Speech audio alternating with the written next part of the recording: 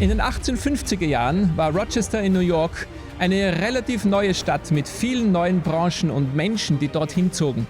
Die frühen Adventgläubigen ließen sich hier nieder und lebten für ein paar Jahre in einer Art Kommune. Auf der heutigen Mount Hope Avenue wurde für einen jährlichen Betrag von $175 ein Haus angemietet. Die Whites lebten vom Frühjahr 1852 bis zum Herbst 1855 hier. Der Adventist Review and Sabbath Herald, der in Paris Hill in Maine begonnen hatte, bevor er nach Saratoga Springs in New York umzog, sollte für ein paar Jahre hier in Rochester in New York sein.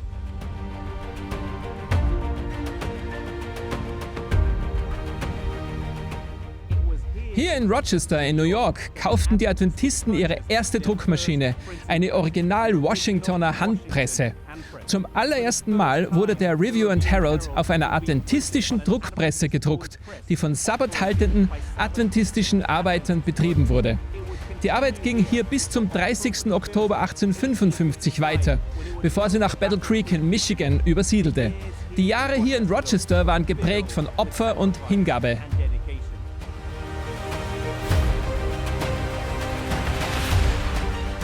In der Nähe dieses Ortes hier, auf der Mount Hope Avenue, wird das Haus gestanden haben.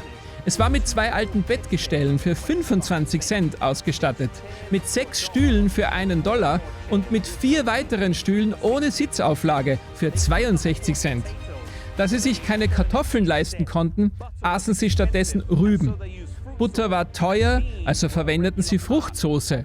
Und Bohnen waren ein regelmäßiger Bestandteil ihrer Ernährung.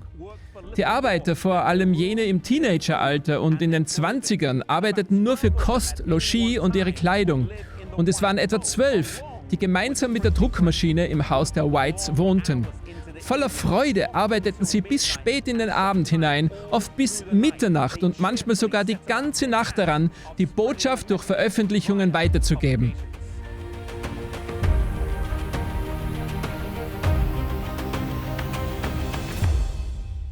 Uriah Smith hatte ein lukratives Stellenangebot abgelehnt, um hier für Kost und Logis zu arbeiten. Nachdem er ein paar Wochen hier gelebt hatte, sagte er, dass er nichts dagegen hätte, 365 Mal hintereinander Bohnen zu essen. Aber sollten sie ein regelmäßiger Bestandteil seiner Ernährung werden, würde er protestieren. Andere Personen wie George Amadon, Warren Batchelor, Annie Smith, J.N. Loughborough, J.N. Andrews, Nathaniel White und Annie White kamen hier in der Mitte der 1850er Jahre vorbei. Viele von ihnen starben schon früh.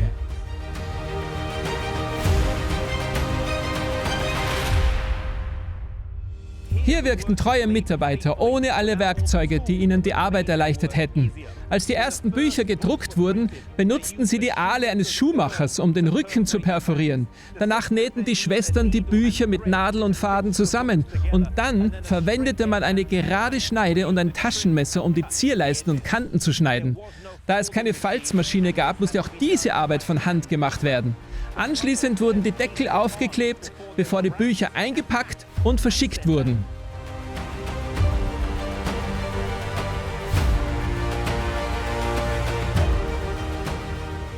Heute leben viele von uns ein Leben in Fülle, weit entfernt von diesen frühen, bescheidenen Anfängen. Die Arbeit, die mit Opfern begann, wird auch mit Opfern enden. Und während die genaue Natur dieses Opfers heute anders aussehen kann, bleiben doch die allgemeinen Grundsätze der Verpflichtung und des Engagements für die Sache gleich. Heute haben wir vielleicht mehr Ressourcen als zu jeder anderen Zeit in der Geschichte und Zugang zu Informationen und Technologien, die wir vor Jahren nicht hatten und die die Verbreitung des Evangeliums leichter machen. Lasst uns nicht lethargisch handeln, sondern möge uns die Energie und Motivation der Pioniere auch heute noch inspirieren und motivieren.